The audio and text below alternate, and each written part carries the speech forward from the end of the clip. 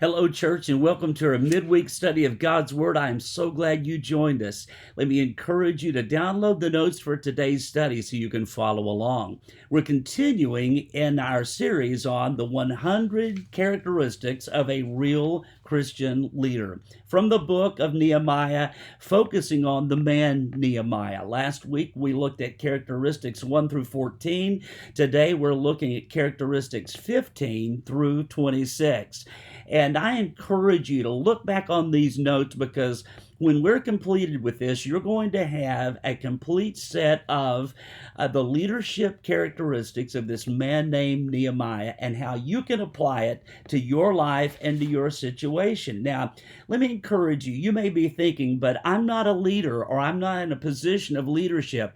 I don't supervise people. My position is not such where I'm looked upon as a leader. Every Christian is a leader in the sense that he or she ought to be influencing people in a Godward, Christward direction. So God has called you wherever you are, and whatever you do, whatever your position is, even if you're in a classroom, let me tell you, God has called you to be a leader. One of the greatest leaders in history is Nehemiah. He was cupbearer to King Artaxerxes. That was a position of great honor and respect. It was one of implicit trust. Suffice it to say, he was very close to the king. Now, Nehemiah discovered that the wall of Jerusalem continued to be in ruins. No one had done anything about it, although it was attempted once to repair it. You read about that in Ezra 4, but they simply gave up. They quit. The Jews had been back for almost 100 years from captivity, but nothing had changed. So without the walls, without the gates, the city was vulnerable. They were unprotected from the enemy. Plus, God's reputation was at stake. And that's where Nehemiah steps up. That's when a real leader emerges during difficult times and seemingly impossible situations. So today we want to continue to focus on the responsibilities and the leadership qualities of those in leadership, or for a leader. What does a real godly leader look like?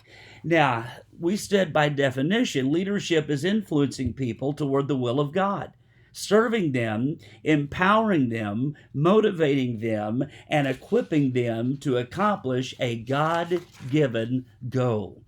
So in that respect, each one of us is called to be a leader. Look at number 15. A real Christian leader doesn't give up. Look at chapter 1, verse 6. There is a holy stubbornness in this man, Nehemiah. There is a stick-to-itiveness that refuses to let go of what God had told him to do. Charles Spurgeon said, by perseverance, the snail reached the ark. A real Christian leader does not give up. Number 16. A real Christian leader can admit when wrong.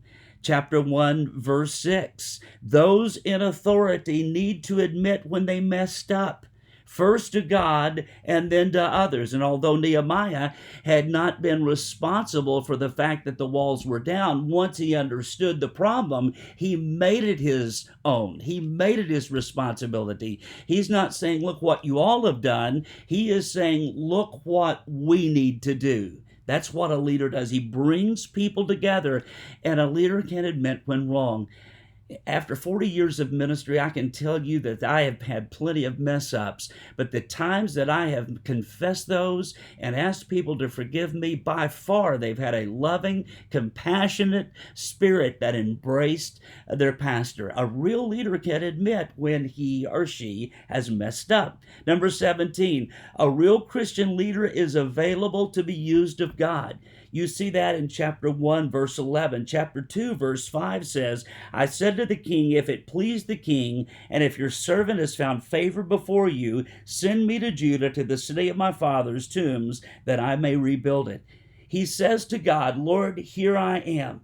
God, the answer is yes. You fill in the blank. Let me tell you how exciting your life is going to be if you will say to God every single day, God, I don't know it's specifically what you want me to do today, but the answer is yes to whatever you want. That is an exciting adventure when every day you live in the realness of the fact of when God says to do something, you've already said yes to him. Number 18, a real Christian leader is tactful. Now we see that in chapter 2, verse 3. I said to the king, let the king live forever.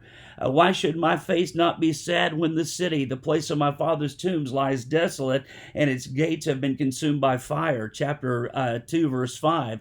I said to the king, if it pleased the king. Chapter 2, verse 7. And I said to the king, if it pleased the king. Now here's the point. There is a kindness, there is a gentleness, there is a tenderness in how Nehemiah dealt with the king and how he dealt with everyone. You know, when someone usually begins a sentence with no offense, but, or with all due respect, usually you know it's not going to be very tactful. Harry Truman said tact is the ability to step on a man's toes without messing up the shine on his shoes. Someone else says tact is the ability to tell a man he's open-minded when he has a hole in his head. A real Christian leader is tactful. Number 19. A real Christian leader is sensitive to the needs of others. Now listen to chapter 2, verse 2. So the king said to me, why is your face sad, though you are not sick? This is nothing but sadness of heart. Then I was very much afraid. You see, leaders are concerned about the feelings, the ideas, the thoughts, the comments, and suggestions of others. It doesn't mean that he acts on them, but he respects their perspective. Number 20, a real Christian leader is a little kinder than is necessary. Look at chapter 2, verse 3 and verse 5. Nehemiah demonstrated great kindness. Kindness is one of the greatest motivators ever. It is true. Everyone you meet is either in a storm, just came out of a storm, or getting ready to enter a storm. Kindness will make all the difference. People may not remember what you say, but they will remember your kindness every single time. So as a leader, as a believer, be a little kinder than is necessary to people. Number 21, a real Christian leader makes it about others. Chapter 2, verse 3. The kind of leader we are speaking of is one that is never self-centered, but thinks about the needs, the interests of others. How can I help others? How can I serve others? A leader makes it about other people, not himself, not herself. Number 22, a real Christian leader sees every problem as an opportunity to pray. And chapter 2, verses 3 through 5, and verses 4 through 9. And listen to chapter 6, verse 9. For all of them were trying to frighten us, thinking they will become discouraged with the work, and it will not be done. But now, O God, strengthen my hands. Listen to chapter 4, verse 9. But we prayed to our God.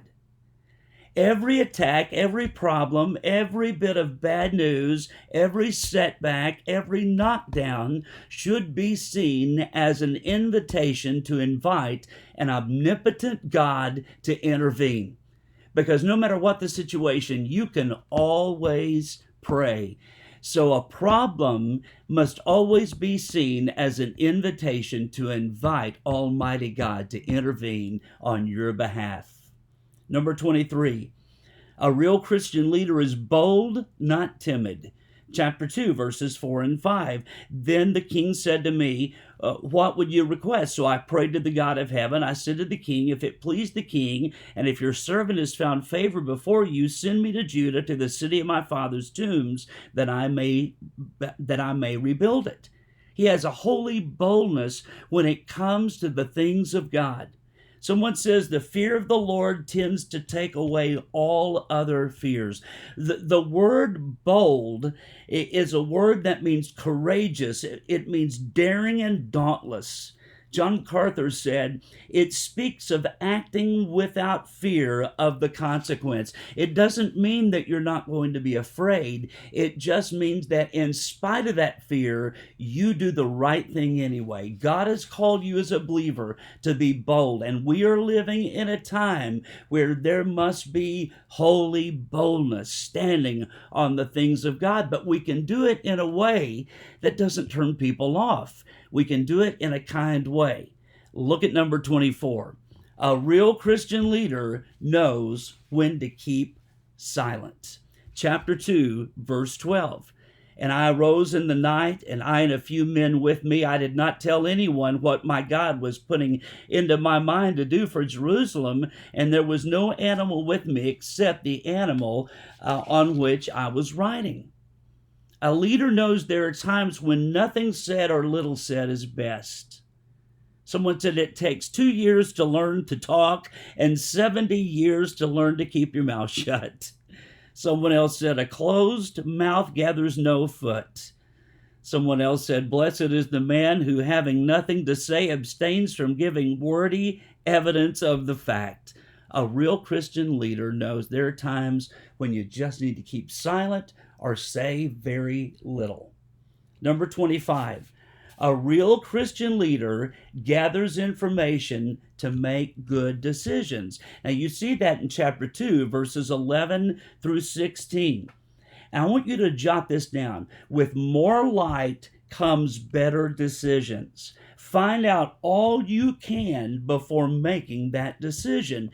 Now, listen to these verses, chapter 2, verses 11 through 16. So I came to Jerusalem, and I was there for 3 days, and I arose in the night, I and a few men with me. I did not tell anyone what my God was putting into my mind to do for Jerusalem, and there was no animal with me except the animal on which I was riding. So I went out at night by the valley gate in the direction of the Dragon's Well and onto the refuse gate, inspecting the walls of Jerusalem, which were broken down, and its gates, which were consumed by fire. Then I passed on to the fountain gate and the king's pool, but there was no place for my mount to pass. So I went up at night by the ravine and inspected the wall. Then I entered the valley gate again and returned. The officials did not know where I had gone or what I had done, nor had I as yet told the Jews, the priests, the nobles, the officials, or the rest who did the work. What was Nehemiah doing? He was gathering all the facts. He was getting all the information he could before making a decision. That's just a godly thing to do. And then number 26, and we're going to end here today. A real Christian leader defines the problem specifically. And we see that in chapter 2, verses 11 through 17 that we just read a moment ago. Nehemiah spelled out the specific problem. Someone said, until you identify the problem, you won't know how to pray about it and know how to solve that problem. Einstein is quoted as having said that if he had 1 hour to save the world, he would spend 55 minutes defining the problem and only 5 minutes finding the solution. Someone said this quote illustrates an important point. Before jumping right into solving a problem, we should step back and invest time and effort to improve our understanding of it. The problem is to know what the problem is. And as you define the problem, and as you pray for holy boldness and you ask God for wisdom, God will begin to show you specifically what He wants you to do and what He wants you to say in your situation. Christian, God has called you to be a leader. You are an influencer for God wherever you are. Take advantage of that every single day. One of the most exciting things about the Christian life is as you get up every morning and as you say to God, Lord, I have no idea specifically what's going to happen today, but Lord, I make myself available to you. Use me as you will. I'm telling you, that's the most exciting adventure known to the human spirit, and I invite you to pray that every single day of your life. Well, I look forward to next week as we pick back up on the 100 characteristics of a real Christian leader. God bless you, church.